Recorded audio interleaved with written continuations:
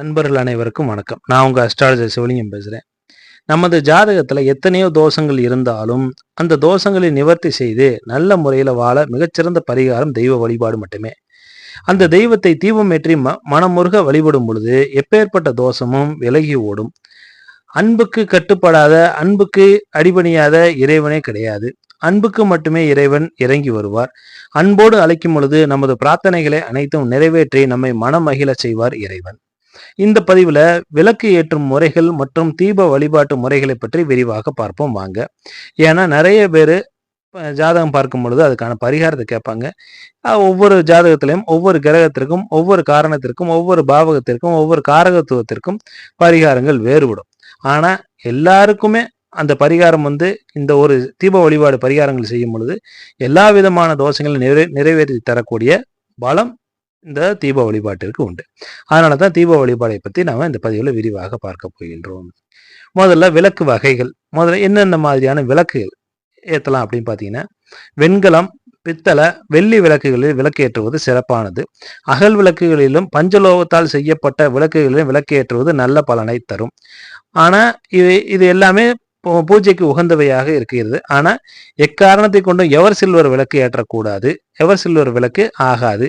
பொதுவாக ever silver என்பது இரும்புல செய்யப்பட்ட விளக்காகும். இரும்பு ஜாமானே நமது பூஜை அறைக்குள்ள கொண்டு போகாம இருக்கிறது நல்லது. ஏன்னு கேட்டீங்கன்னா, மற்ற வெண்கலம், பித்தளை, வெள்ளி இந்த மாதிரி இருக்கக்கூடிய பொருட்கள் எல்லாமே பாசிட்டிவான எனர்ஜிகளை உள்வாங்கி வைத்துக் கொள்ளும். இரும்பு எப்பொழுதுமே நெகட்டிவான எனர்ஜிகளை உள்வாங்கி வைத்துக் கொள்ளும். அதனால கத்திரிக்கோள் முதற்கொண்டு இரும்புல இல்லாம இருக்கிறது நல்லது. பித்தளை மாதிரி இருக்கக்கூடிய கத்திரிக்கோள், அப்படி இல்லைன்னா கத்திரிக்கோளை கத்தியோ கத்திரிக்கோளோ வேற ஏதாவது பொருளாக இருந்தாலும் சரி, அதை பயன்படுத்தி விட்டு அந்த பூஜை ரூம்லேருந்து வெளியில் எடுத்துட்டு போயிடுறது நல்லது. இல்லைன்னா அது நெகட்டிவ் எனர்ஜியை கொடுத்துக்கிட்டே இருக்கும். ஆக நல்ல பாசிட்டிவாக எனர்ஜியை கொடுக்கக்கூடிய வெண்கலம், பித்தளை, வெள்ளி போன்ற உலோகங்களில் நாம் விளக்கேற்றுவது சிறப்பான பலனை தரும். அப்படி இல்லைன்னா அகல் விளக்கில் கூட விளக்கேற்றலாம், தவறில்லை. அதுக்கு அடுத்தாப்புல விளக்கு ஏற்ற உகந்த எண்ணெய்கள் என்னென்ன அப்படின்னு பார்த்தீங்கன்னா, நெய் தீபம் ஏற்றுவது மிக மிக சிறந்த பலனை தரும். செல்வ சேர்க்கை, சுபிக்ஷம், தெய்வ கடாட்சம் தரக்கூடியது நெய் தீபமாகும். குடும்ப ஒற்றுமை, அனைத்து கிரக தோஷங்களை நீக்கக்கூடிய வல்லமை நெய் தீபத்திற்கு உண்டு. அதனால தான் பெரிய விளக்காக போட்டு ஒரு 1/4 லிட்டர் நெய்யை ஊற்றி விளக்கேற்றணுங்கிற அவசியம் கூட கிடையாது. 2 ஸ்பூனு அளவுக்கு கொள்ளளவு கொண்ட சின்ன விளக்கு அகல் விளக்காக ஏற்றினாலும் கூட நல்லதே. ஆக வெள்ளியில கூட மிக சின்ன சைஸ்ல இருக்கக்கூடிய விளக்காக வாங்கி, அகல் விளக்கு மாதிரி இருக்கக்கூடிய விளக்கை வாங்கி வீட்டில் நெய் தீபம் போடுவது மிகச்சிறந்த நல்ல பலனை தரும். செல்வ சேர்க்கையையும் சுபிக்ஷத்தையும் தரக்கூடிய வல்லமை நெய் தீபத்திற்கு உண்டு. அதற்கு அடுத்தாப்புல நல்லெண்ணெய் தீபம். நல்லெண்ணெய் தீபம் போடும் பொழுது சர்வ பீடைகளையும் நீங்கக்கூடிய தாம்பத்திய சுகம் மேம்படக்கூடிய அமைப்புகளை தருவார். அதுக்கு அடுத்தாப்புல விளக்கெண்ணெய். விளக்கெண்ணெய்னு போடும் பொழுது, விளக்கெண்ணெயில விளக்கு போடும் பொழுது கணவன் மனைவி ஒற்றுமை, குலதெய்வ வசியம், உறவு பலப்படக்கூடிய நிலைகள் விளக்கெண்ணெய் தீபம் போடும் பொழுது ஏற்படும். தேங்காய் எண்ணெயில விளக்கு போடும் பொழுது கடன் தொல்லைகள் தீரும்.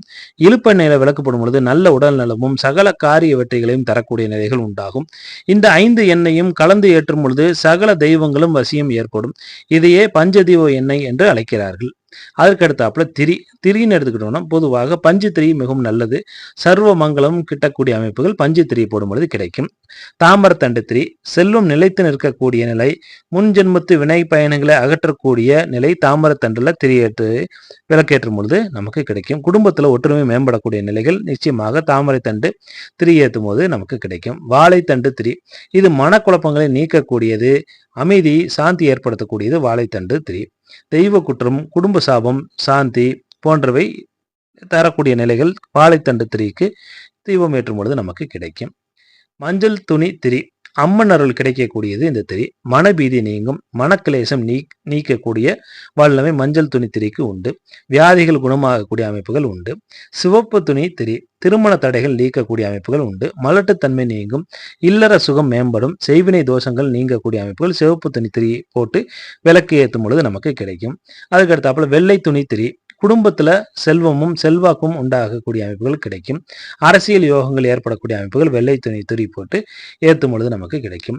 இந்த துணி திரி அனைத்துமே புது துணியாக எடுத்துக்கொள்ள வேண்டும். பன்னீர்ல அந்த புது துணி எடுத்துக்கிட்டு திரி மாதிரி சின்ன சின்ன சைஸுக்கு வெட்டி அதை பன்னீர்ல ஊற வச்சு காய வச்சு திரியாக பயன்படுத்த வேண்டும். சரிங்களா? ஆக இது போய் தேவையில்லாம கடையில் காசு கொடுத்து வாங்க வேண்டியதில்லை. சின்ன சின்ன பிட்டு துணி, ஜாக்கெட் பிட்டு மாதிரி வரக்கூடிய மஞ்சள் துணி, சிவப்பு துணி, வெள்ளை துணியை கடைகளில் போய் வாங்கி வச்சு அது சின்ன சின்ன நீள நீளமா திரி மாதிரி அமைப்பில் வெட்டி வச்சுக்கிட்டு அதை பன்னீரில் ஊற வச்சு அதை காய வச்சு திரியாக பயன்படுத்துவது சிறப்பானது. அதுக்கு அடுத்தாப்புல விளக்கு ஏற்றும் திசைகளை பொறுத்த வரைக்கும் விளக்கு ஏற்ற கிழக்கு திசையே சிறந்தது, உத்தமமானது. கிழக்கு முகமாக விளக்கு ஏற்றும் பொழுது துன்பம் நீங்கக்கூடிய அமைப்புகள், குடும்பத்தில் அபிவிருத்தி அடையக்கூடிய நிலைகள் உண்டாகும். அதுக்கடுத்து வடக்கு முகமாக விளக்கு ஏற்றும் பொழுது திருமண தடைகள் விலகும், செல்வம் பொருள் சேர்க்கை உண்டாகும் குடும்பத்தில்.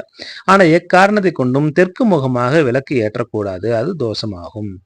அதற்கடுத்தாப்புல விளக்கை துலக்க வேண்டிய நல்ல நாட்கள், அதாவது விளக்கை யூஸ் பண்றோம்னா அந்த யூஸ் பண்ண விளக்கு என்னைக்கு கழுவி சுத்தம் பண்ணலாம் அப்படின்னு பார்த்தீங்கன்னா, ஞாயிற்றுக்கிழமை, திங்கட்கிழமை, வியாழக்கிழமை, சனிக்கிழமை ஆகிய நாட்களில் விளக்கு துலக்குவது சிறந்த அமைப்பாகும். செவ்வாய்க்கிழமை, வெள்ளிக்கிழமை மட்டும் நிச்சயமாக விளக்கு விளக்கி வைக்கக்கூடாது. ஞாயிற்றுக்கிழமை நீங்கள் விளக்க துலக்கும் பொழுது கண் சம்பந்தமான நோய்கள் தீரக்கூடிய அமைப்புகள் உண்டாகும். வீட்டின் தலைவருடைய ஆயுளும் ஆரோக்கியமும் மேம்படும். திங்கட்கிழமை விளக்கை சுத்தம் செய்யும் பொழுது அலைபாயக்கூடிய மனம் அமைதி வரும், தீராத மனக்கவலை நீங்கக்கூடிய நிலையாகும். வியாழக்கிழமை விளக்கை சுத்தம் செய்யும் பொழுது செல்வ சேர்க்கை ஏற்படும். ஏன்னா வியாழக்கிழமை விளக்கை சுத்தம் பண்ணி நம்ம வெள்ளிக்கிழமை விளக்கை ஏற்றுவோம், அதனால அது சிறப்பாக கருதப்படுகிறது. அதுக்கடுத்தாப்புல சனிக்கிழமை விளக்கை சுத்தம் பண்ணும் பொழுது வாகன விபத்துகள் ஏற்படாமல் காக்கக்கூடிய நிலைகள் உண்டாகும். பொதுவாக எல்லாருடைய வீட்டிலையுமே காலை மாலை இரு வேளைகளிலுமே விளக்கு ஏற்றுவது மிகச்சிறந்த பலனை தரும்.